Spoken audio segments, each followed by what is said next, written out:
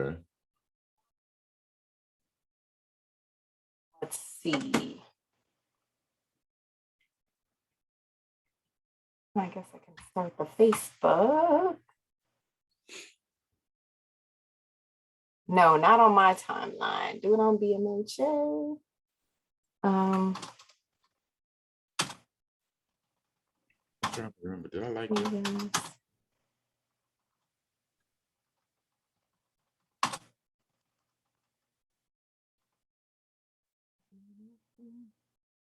Hello, everyone. We'll get started in a few.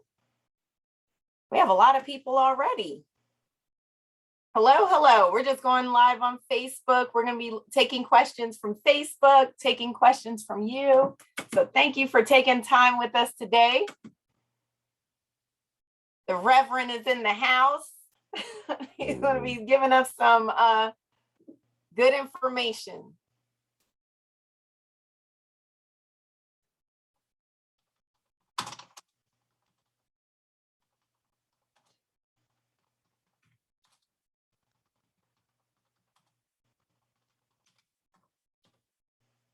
All right, so hopefully we can go live. Uh-oh, somebody's raising their hand. Dr. Sims, or yeah, Dr. Sims. Uh-oh, somebody's raising their hand. Oh, wow. Dr. Sims, or yeah. Uh-oh, you know what this thing is. Wait a minute. Okay, so we are live on Facebook.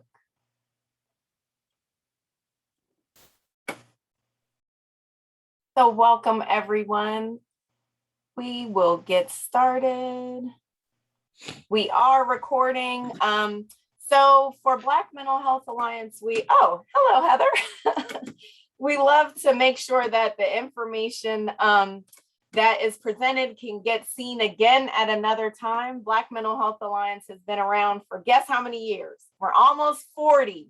We're walking 40 down. So we want to make sure that we are really sharing out community healing. And one of the ways that we do that is by educating ourselves on different mental health topics. So I don't know if you noticed who's here today. Okay, I thought the Reverend was going to say something. No, I'm not. I'm not saying anything yet. Reverend Richard Davis, he's with us today. He comes highly recommended by Dr. Debbie Haskins. And what he's going to talk about is something that I really just recently learned, connecting with Dr. Haskins, connecting with Heather Eshelman, and that is problems in gambling in different communities. So that looks differently in different communities. Sometimes, and I think at first when you start thinking about gambling or different topics, you have a certain picture. So when I would think of gambling, I would think about lottery tickets. So why don't you guys just put in the chat, what are some of the things that come up when you think about gambling? Is it lottery tickets? I'm not going to say anything else. I gave you one idea. So we're gonna let you put your ideas in the chat, and we'll compare some notes. How does that sound? Sounds like a plan. It's the only plan right now. Put in the chat your ideas of what comes up to you in your mind about problem gambling when we say gambling. And I think I'm going to rename myself. My name is Roxana. I should have started there. It's been an interesting day. I forgot to introduce myself to you guys. My name is Roxana. I'm with the Black Mental Health Alliance, and I am the executive assistant. I do a lot of our community connecting. People reach out to me and pitch different ways that they think we should partner. And also I find different partnerships. So I was just so glad to be able to get into this partnership with the Maryland Center for Problem Gambling, because it really has educated myself and dealing with certain behaviors. I'm not going to give anything away. I'm not going to take anything away from our speaker tonight. And so let's see what we have in the chat. Oh my, we have 17 comments. Did you see these coming in? I'm reading them as they come in. Oh my goodness. I wrote one down. Football games, online poker, sports, Keno, gaming, casino venues, video parlors, sports and casino gambling, dice, Pokino, pull tabs. I don't think I know pull tabs. That's something that they play a lot at bingo. They buy a pull tab and you pull the strips back and you win or you lose. Most times. Okay. All right. Lottery, online, casino, sports, payday lenders. That's the one I wrote down. Okay. That's okay. You got Reverend's attention. Casino, card games, sports, online, horse racing. So we got a lot of the same themes: lottery, dice, casino, games. Carmen has a good one. Black men connecting via poker in person multiple times a week. Yes, I'm feeling a bit salty about that. So that's okay. I think that's another good one, Rev. Good evening, all. Looking forward to this webinar. Thank you for coming, Karen. Bitcom. Stock market. Another stock market. Mm-hmm. So you guys, thank you for sharing that. So I also had another opener, that little icebreaker. We're getting our brains flowing. Do you want to comment about any of the feedback you got for the gambling responses? Well, I was interested with the payday lenders and the Bitcoin, because that's something that when you really, because I'm thinking about it as they come up, and I'm thinking, okay, especially the way that people are doing it now. It is a form of gambling. We're gonna talk some more about all that. We're gonna, y'all got the juices flowing. So in the chat, and I'll pull up the chat now, so I can be in time with you guys. And you don't have to put 3 emotions if you can only think of one. I actually was looking forward to this all day, so I'm gonna put excited. Just because I think when you're doing all the busyness of the day, I was just telling the Reverend, you need those advocacy spaces that are letting you do the things that are in your passion. And one of my things that I'm passionate about is really learning different mental health topics, and how can I support other people? Because I think that's the thing. Once we learn something, we can help somebody else with it. So Carmen Bush says, poker under the guise of connecting and fellowship and not having brother love because of COVID. Took my glasses off on that one. You had to wipe your eye. Woo. So we're going to dive into that. All right. You ready to start? Yeah, no one had put their okay. Top 3 emotions. Okay. Content, happy, tired. Yep. And so Rev, do you want to just do a little intro for us? Okay. Good evening, everybody. As Roxanne said, I am Reverend Richard Davis. Most people call me Reverend Rick. I am the host of Just Enough. That's a weekly podcast that's broadcast live on Facebook and through Roku on the WBGR Health and Wellness Network and out of Lanham, Maryland. I'm coming up on 1 year with Just Enough. Yay. And it's a show that's designed to deal with domestic violence, mental health, addictions, and recovery. And our motto is, we're just enough help, just enough hope, and just enough healing to live your best life. Every week, we tackle a topic in one of those domain areas, and I bring on either a professional or someone who has survived certain things. And we've been doing really well. We get like close to 2,500 views a month, and we're growing. So I'm looking forward to the next year. I'm also the interim pastor at Edgewood Baptist Church in Southeast Washington, D.C. And I also work as the substance abuse specialist for the D.C. Department of Public Works, where I am responsible for the suitability testing and referrals for individuals who may need assistance with substance use. I'm also certified in problem gambling. I'm certified addictions counselor for 24 years now. I've worked in every modality of treatment, from the adolescent all the way to the lesbian, gay, bi, transgender community. That includes veterans, criminal justice, and anybody else and the severely mentally ill. So I have a vast amount of experience in the area of addiction, period.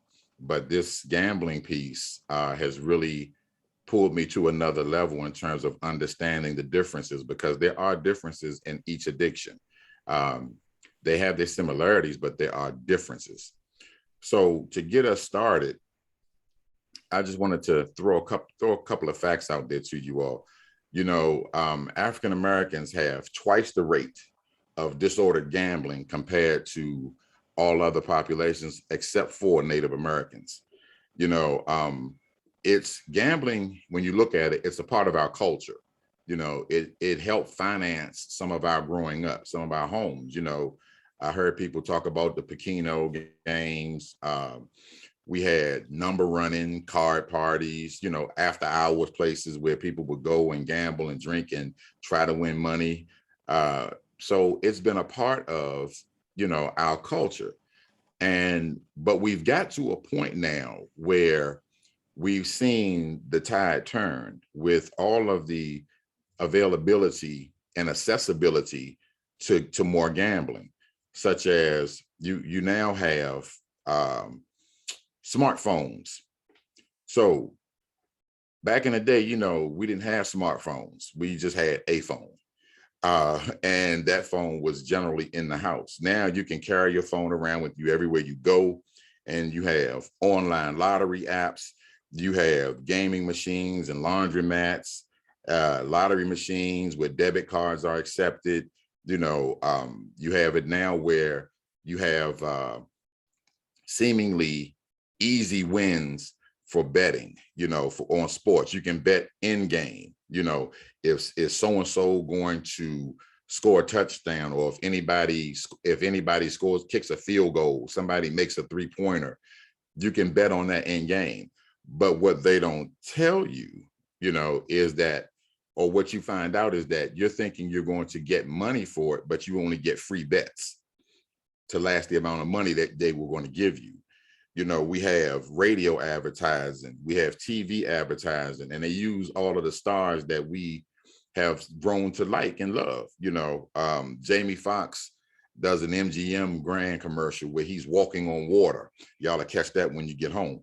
But if you look at it, the things that we like or that we are drawn to are becoming legal.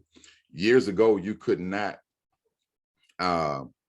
you couldn't bet on sports at all, but now you can bet on sports. Sports betting is taking off in a dramatic fashion. Now, see, just like with the legalization of marijuana in a lot of places and the decriminalization, these are things that the African American community likes. And what happens is that because we like them and they're now becoming legal, we got to look at where we're going with this. It's causing major and sometimes irreversible damage to the family unit. So we got to look at these things. You got liquor stores, carryouts, corner stores, casinos are open 24 hours, and that's been since 2012. You have shows on television dedicated to betting, where some expert comes on and says, this team is going to do this and this is going to do that. And if you bet the money line and you bet this amount of money, you're going to win this, that, and the other. But what they never tell you, oh, and don't let me forget the good old poker tournaments on ESPN, where these guys are betting all this money and you can win all of these funds, but that's television. See, we got to remember it's television programming. So we're being programmed into certain things. You know, when you look at gambling as a whole, gambling becomes a problem when it has a negative effect on the things we value. And I call it the 5 F's. F as in Frank: finances, family, your future, your friends, and your freedom. So when you have affected those areas, what happens is your behavior has turned to a place where you can no longer can control the amount that you're betting or what you're doing. You have impulsive streaks. You know, it's you bet on anything, you gamble on anything. You know, you start to lose control of your finances. You start to lose control of your behavior because the behavior starts to isolate and divide and split, and you become the gambler becomes irritable when they're not gambling. You don't know you can't really recognize who they are. The credit card debt is skyrocketed because when gamblers run out of money, the next thing they use is credit cards if they have them, or they'll use yours. They will steal, they will do whatever it is necessary. It's the same as if they were using drugs, but the substance is different. Okay. So you may start off one place, but what happens is individuals we have needs. We have needs. So when a person gambles, it's meeting a problem gambler, especially, it's meeting a specific need that this individual may have. Okay. I'm looking at the chat a little bit. Okay. I said finances, family, future, yes, friends, and freedom. Friends. Okay. So I missed friends. So thank you, Carmen, because I was trying to put it in the chat as well. Yeah. So, you know, when you find yourself, or when you find somebody who's doing what they wouldn't normally do just to place a bet, okay, you know, finding excuses to be in a certain place around a certain group of people where all they're doing is gambling. When gambling changes your mood, okay? Now, what you have to always remember is the gambler will never win enough. Never win enough, because what they win eventually goes back in on one end or the other, you know, because they'll borrow money from certain people, certain places, in order just specifically to gamble. They will take out second mortgages. They will get personal loans if they have credit. They will do whatever it is necessary because they're looking for that next big win, which unfortunately doesn't come. Now, if it does come, or if it should come, what happens is the money that they've won, it goes back. Because remember, you never win enough, okay? The losses surmount, the family gets broken apart, there are arguments that take place, you know, and spiritually, they start to connect when they win to God and when they lose to God. See, it's when they win, it's God blessing them. When they lose, it's God punishing them for what they've done. So when you're looking at a problem gambler, you got to look at the person in its entirety. You know, when you look and this person always, they come up with, they have a way to beat the system. They figured out how things are working. Let me tell you a quick story. There's an individual that I know. There's a game in the Maryland lottery where they bet on the horses. It's called racetracks. Now, you can bet different amounts of money. I don't understand horse racing, never have, but he bets and he watches on his phone the results. Now, he'll watch the results and say, oh, this is the pattern. I saw these same numbers the other day. No, you saw them same numbers 20 minutes ago, because they're the same numbers that they've always used. They're just in different orders. You just don't know the order. So when they feel like they have a system, you know, when a slot machine gets a little warm, or when you hear the last bell ring twice. I mean, it's all kinds of little things that really don't make sense. But this is when they've developed in their head a system, when they're shooting dice, if I hold one dice a certain way and roll the other one, I can always hit my point. If I wear blue, I win. If I wear green, I lose.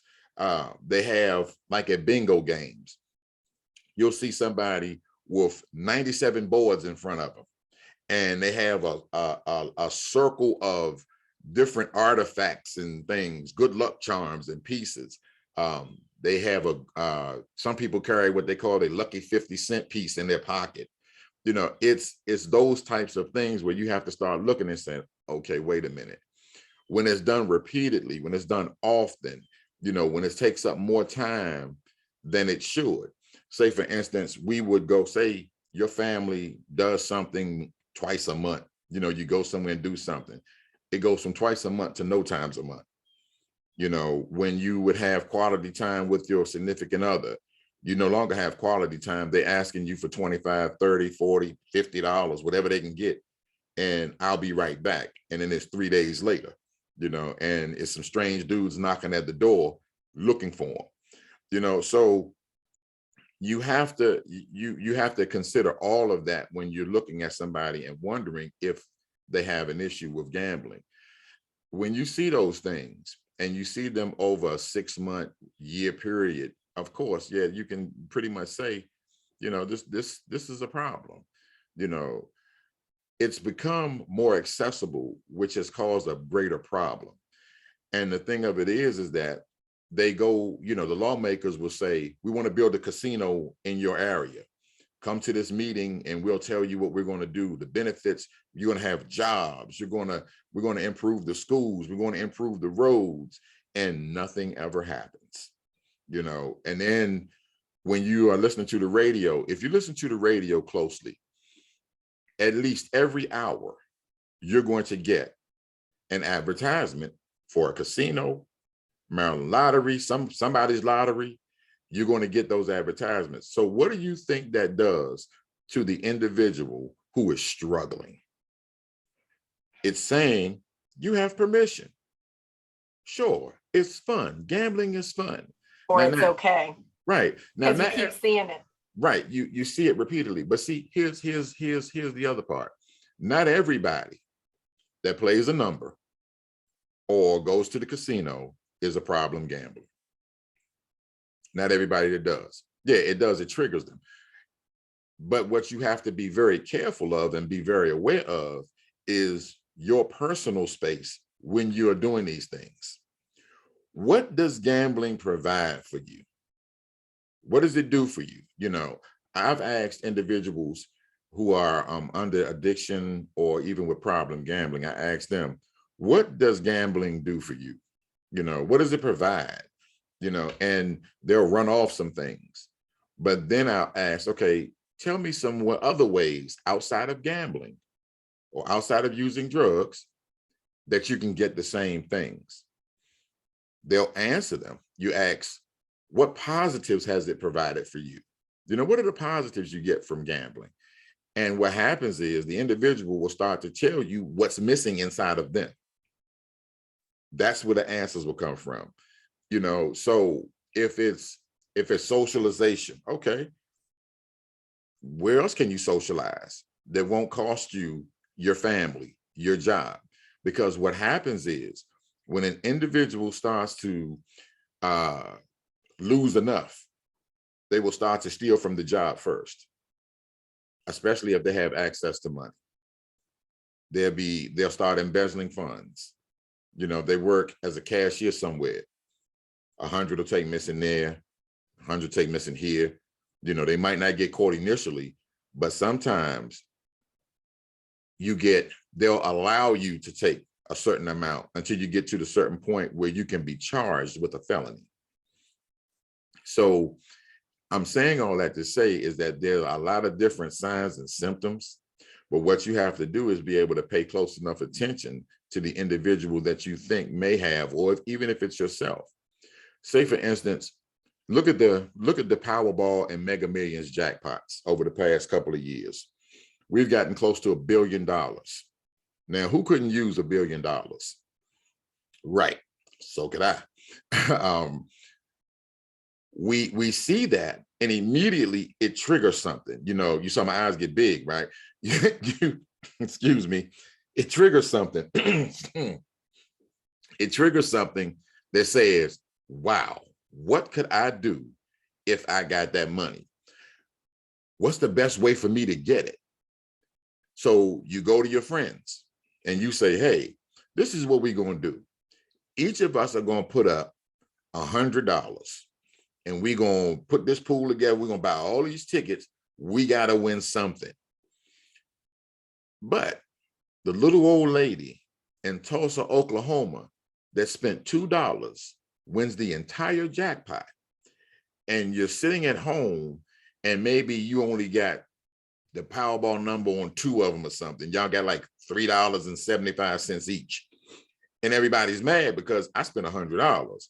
But then the problem gambler says, okay, but I can get that back. I'm going to go to the casino and I'm going to take, well, I know I got to pay the rent, but I don't get late fees until the 10th. So they start justifying and making excuses to be able to gamble. The person that will call you and tell you, the number came out, it was 375. Don't play that number, y'all. 375. And I had 374. What played last week? What was the last series of numbers? And they start trying to figure out exactly what it's going to be.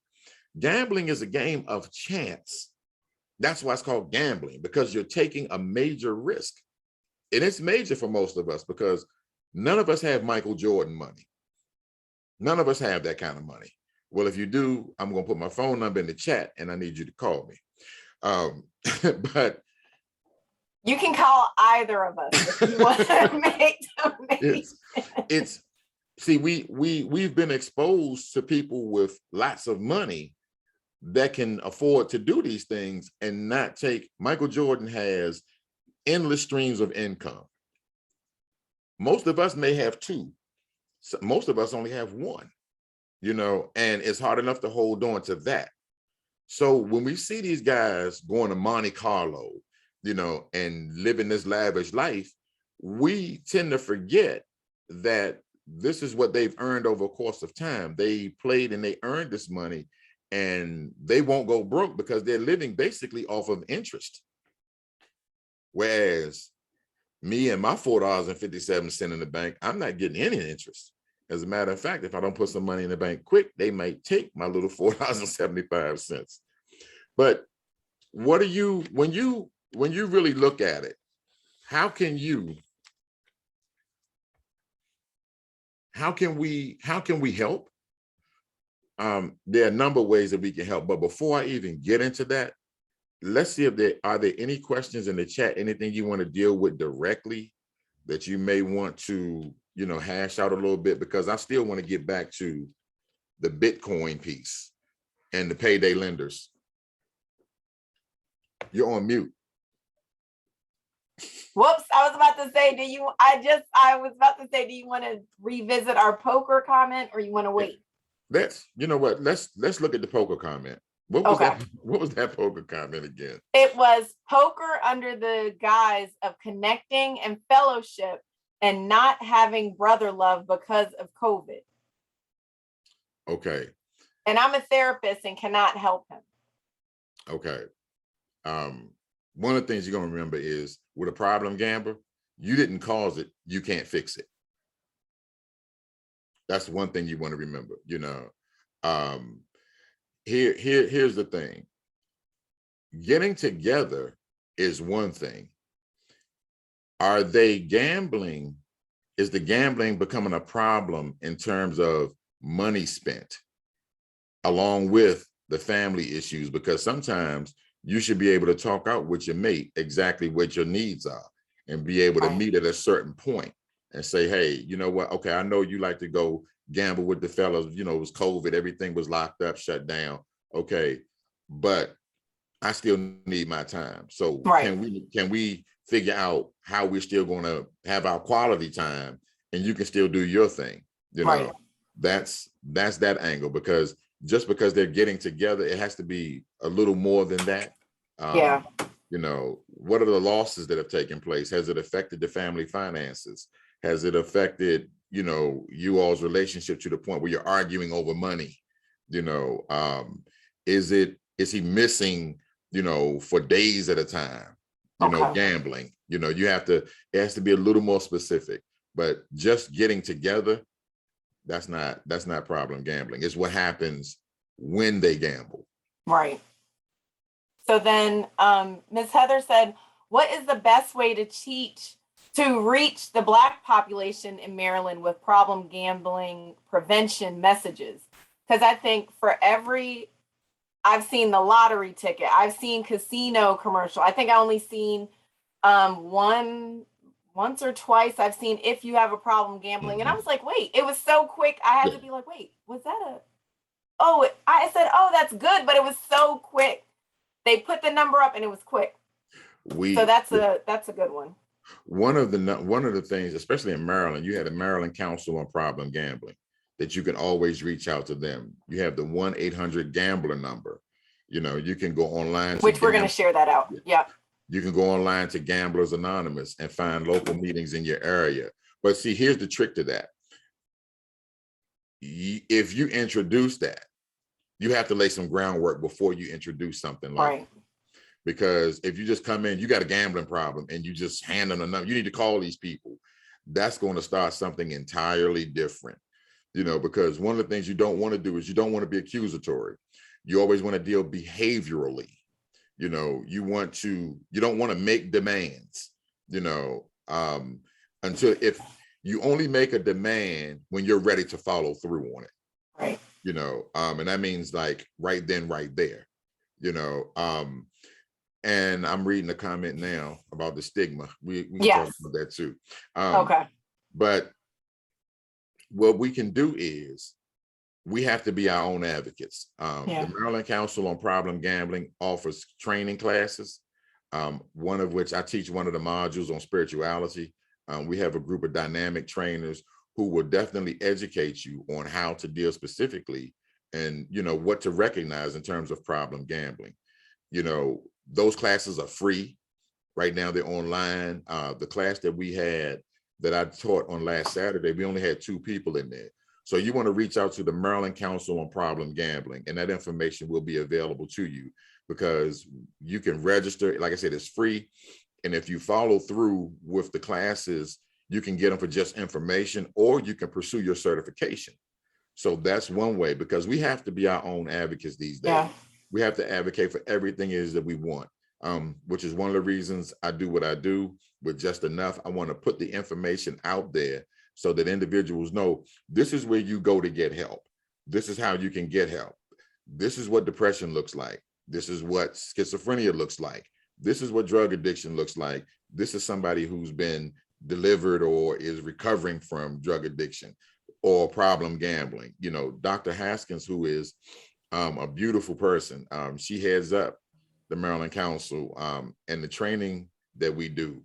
And she is well-versed in problem gambling. She's an advocate. She goes everywhere. And she literally wrote a book. Yes, and she wrote a book. Gambling in the Black community. And we have to advocate for ourselves. We have to advocate for ourselves, you know, and the only way to do that is to arm yourself with information.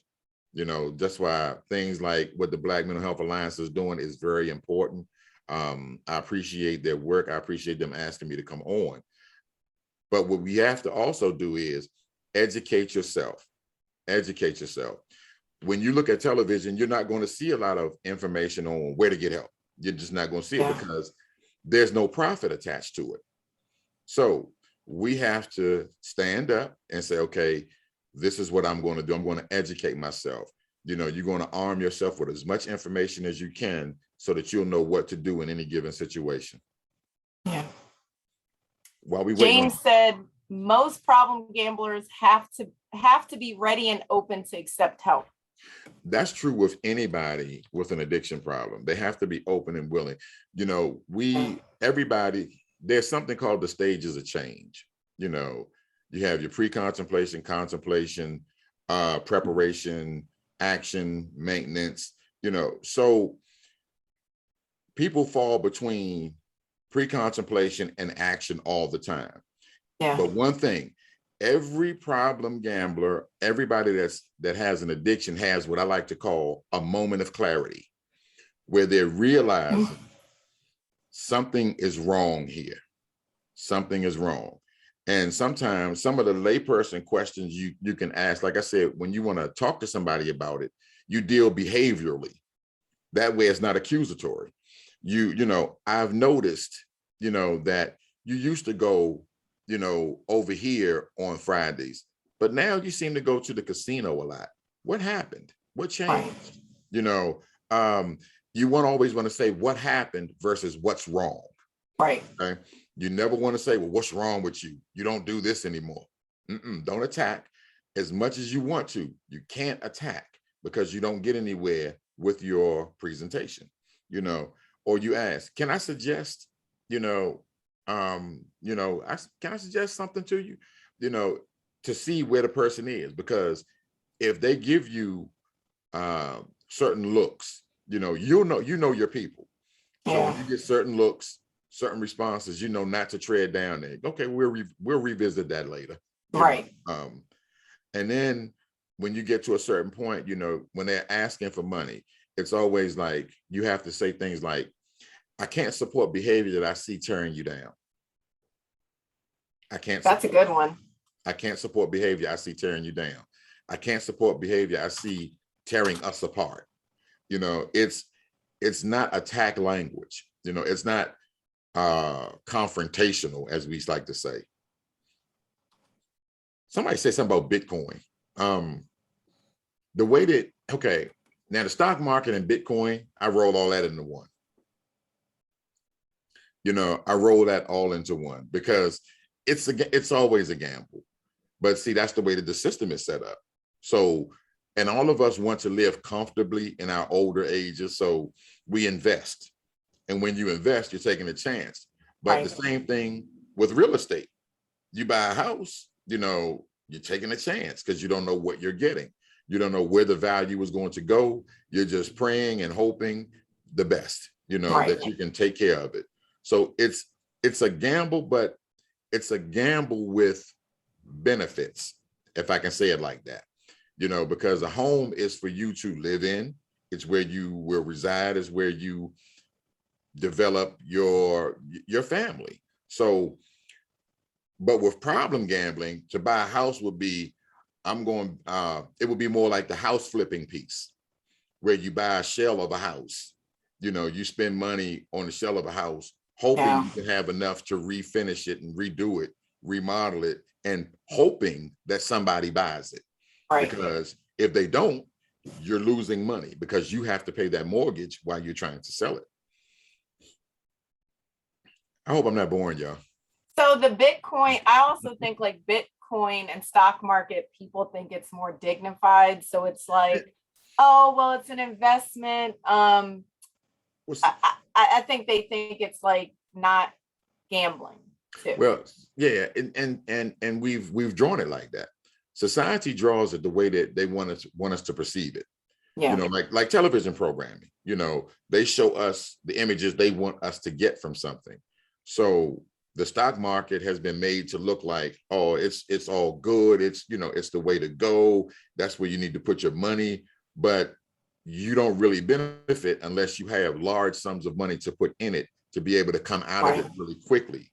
Same thing with Bitcoin, and we have to be careful of the fly-by-nights, as what I call them, these trends that just pick up and sweep us off our feet and everybody goes crazy with it. And you start investing in it, not knowing what you're investing in.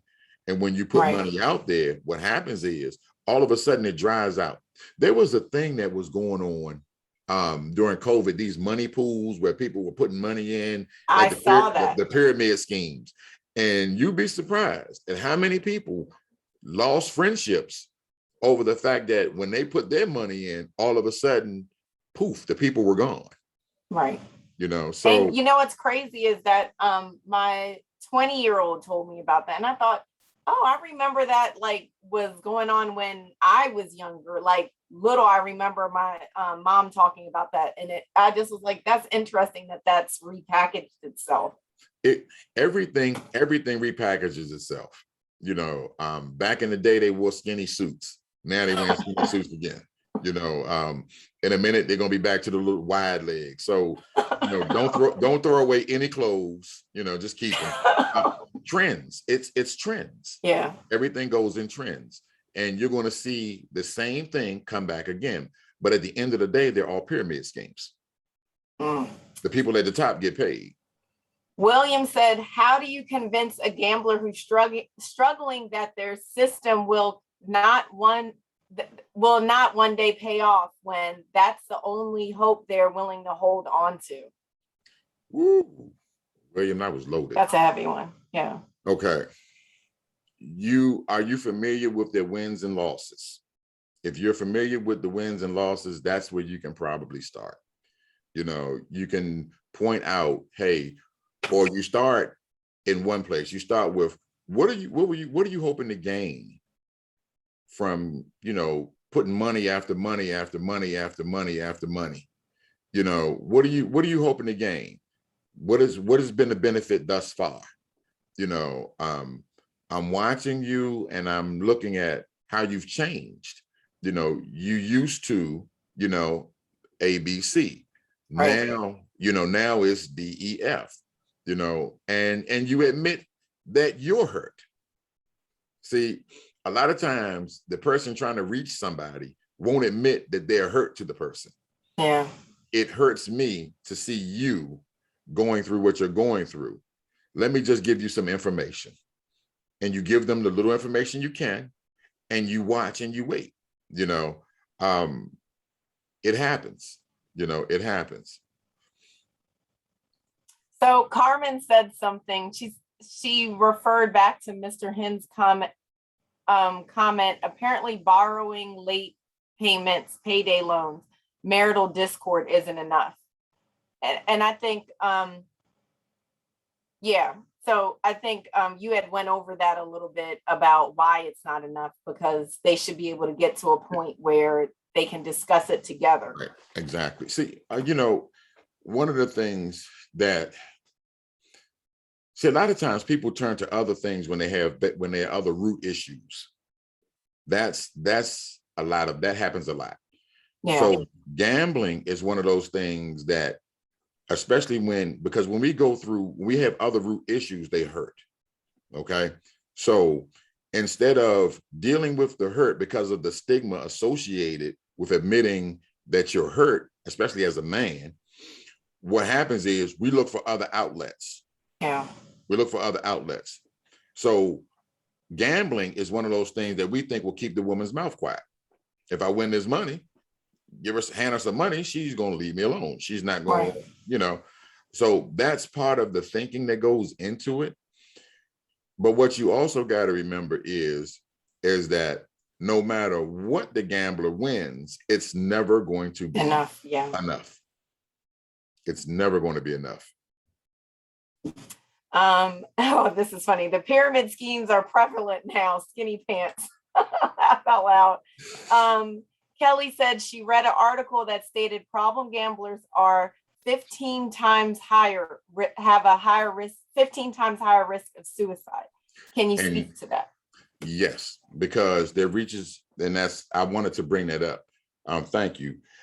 The suicide rate is higher because of the simple fact that you get depressed lower. Your losses are greater.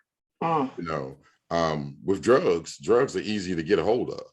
You're always going to find somebody that can give you some drugs. So drug addicts don't have that high rate of suicide, surprisingly.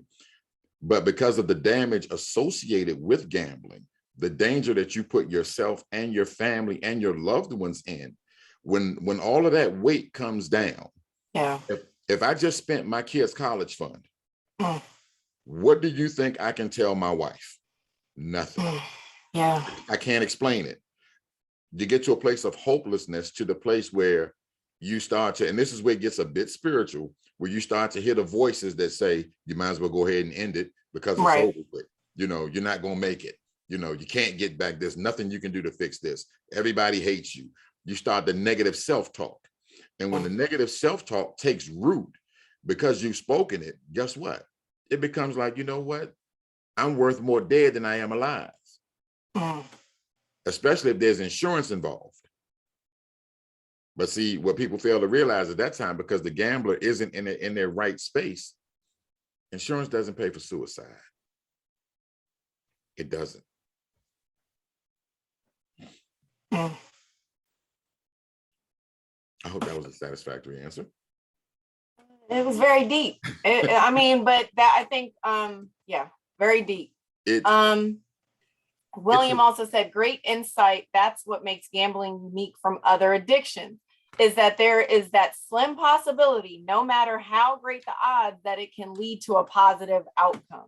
And that's what Las Vegas has made billions off of, trillions, because they have hired researchers to tap into the pleasure centers of the brain, dopamine and the frontal lobe. Think about it. When you go to the casino, it's high energy. It's the bells, the whistles, the lights. All of that is by design. Yeah. You know, it's by design because it tickles that part of the brain and it drives your impulse. You know, you just might be walking through and you hear everything and you're looking over and you're like, what's going on over there? And then all of a sudden you got $100 in your hand, sticking it in the machine. Yeah. Right? But then when you've won a couple of times at the casino, they send you emails saying free play, comp, because they want that money back. Because they know if they can get you back in there, you're going to spend that and some. Now, some people have lucky streaks, you know, things swing their way and they may win a few times, but the problem gambler, it goes all back in no time at all. They cannot control their gambling. So because I know we're running tight on time, there's two comparisons between gambling addiction and drug addiction, food addiction, and sex addiction. Do you maybe want to just do gambling compared to other addictions? Okay, say that again. So what one person asked, what's the difference between gambling and drug addiction? And another person asked, or I'm sorry, Michael asked the same question, or what's the difference between food and sex addiction? But I was just saying, is it that we can kind of compare gambling as an addiction compared to those other three: drugs, food, and sex? Okay. Gambling is more psychological than anything else. With drugs, you have, and sex and things of that nature, it's a physical piece as well as psychological. The commonality in all addictions are they end in one of three things: jail, institution, or death. Gambling is no different, but the way that it operates is, meaning, okay, just like, and you can make the really tight comparison of chasing a high versus chasing a win. It's pretty much the same thing. But gambling is more psychological than anything else. The other ones have a physical property to them, you know, but it affects, oh, that scared me. It affects okay, how can I put this? It affects you different, it affects the individual differently, okay? Say for instance, okay, I'm a drug addict. I get withdrawals when I don't use heroin. My body goes through a physical withdrawal. When I don't gamble, it's more psychological and it's more of an irritant, to put it mildly, okay? There are a lot of similarities, but then they do have their slight differences. That's why I suggest everybody that's over here get with the Maryland Council on Problem Gambling and take that training course, because we go really deep into that on the clinical side. and you would definitely gain a lot of insight into the differences in most addictions. I could go a lot further, but we don't have a lot of time. And that's not fair to open it up, because yes. So what I can do is we can share out the next training sessions that they can, anyone on the line can sign up for, because we don't want to give the topic less time than what it's so much there. I mean, you heard Reverend Davis. We know he has that knowledge to go there. So I'm glad that everyone is interested in that, and I think that that's something we should share out. Carmen. Oh, I'm sorry. Heather put on. Going back. Richard Rowe. He's from the Black Mental Health Alliance. He says twice as many men gamble more than women. Why is that? Also speak to the reality of compulsive gambling and domestic violence in the Black community. Good Lord. Why didn't you and Richard need to get together, because I can't even imagine. You guys would be so deep. That would be awesome. Oh man. Wow. Okay. With domestic violence and problem gambling, it comes about strictly because there's somebody that can't reach the other person. I'm tired of talking, or I'm talking too much. The individual somebody is starting to feel attacked, whether it be the man or the woman. Somebody is feeling attacked, and the only way they know to defend themselves is to strike out. It goes a little deeper than that as well, but that's how I can put that in a nutshell in terms of problem gambling and domestic violence, because it causes so many problems within the house. You're being neglectful, you're being abusive, because you're taking from the home, and that's abuse. You're taking from the home and you're not bringing anything to the home. You're taking from the relationship and you're not giving anything to the relationship. You're taking from the kids and you're not there. You're not present. You might be present. You might be there, but you're not present. Right. Put it like that. So it is something that everybody, especially in problem gambling, that's going to be something that's huge, because people don't know what to do at a certain point. And sometimes we go into fight, flight, or freeze, which is a whole nother subject matter. Yeah. And then Heather, she has on here, do you think other pastors in the Black community realize gambling can be a problem? Have you integrated problem gambling into your sermons or other activities? Is gambling mentioned in the Bible, and how can faith be used? Oh my goodness, Heather. Okay. All right, Heather, let me give it to you real quick. Do the first part, because I feel like that ties into what you're doing now. Okay. Do you think other pastors in the Black community realize gambling can be a problem? We're starting to, because it's affecting the tithes and offering. Let me just cut to the chase. Oh wow, that's terrible. But yeah, it's affecting the pockets of the church. So they're starting to realize it. In terms of, what was the other part of that? Oh, in terms of the Bible, when Jesus was being crucified, they were shooting dice for his belongings. Yeah. The Roman guards, they were shooting dice. That's what that was. They said casting lots. That's what that is, shooting dice. Yes, I do integrate into messages. I integrate mental health into it. When you talk about the gentleman in the book of Mark, I think it's chapter 5, where the gentleman was living in the tombs, cutting himself. That's mental illness. Elijah wanted to commit suicide. So I can go 100 different ways with it, but it is mentioned. We just have to be open to it. We don't read it. We don't read the Bible with an understanding that these were people just like us. Yeah. We put them on a different level, but no, they were everyday people just like us. You know, some grimy, some not grimy, some, okay, some not okay. Yeah. This is nothing new. It's nothing new. We just have to handle it differently, because we haven't handled it the way that we should. I'm a huge advocate in terms of people educating themselves, and like Dr. Parks put in the chat, and I mentioned previously, hey, y'all, the training is free. The training is free. That's how I met Dr. Haskins, Dr. Parks, even Roxanne. I met all of these individuals because of that one class. And trust me, the group of trainers that are there, excellent, excellent. Dr. Deborah Haskins gave you a shout out. Thank you, Reverend Richard, for this informative information. We are very grateful on behalf of the Maryland Council on Problem Gambling, and we hope you will continue to raise the issue, especially with the expansion of the sports betting. So yes, I did put the 1-800-GAMBLER number. Oh my goodness. Dr. Haskins is trying to get us. Okay, so I don't want to go over the time, but I just wanted to give everyone Reverend Richard's information. If you want to, Richard Davis's information, it's up right now. You can email him at havemercy at outlook.com, hvmercy at outlook.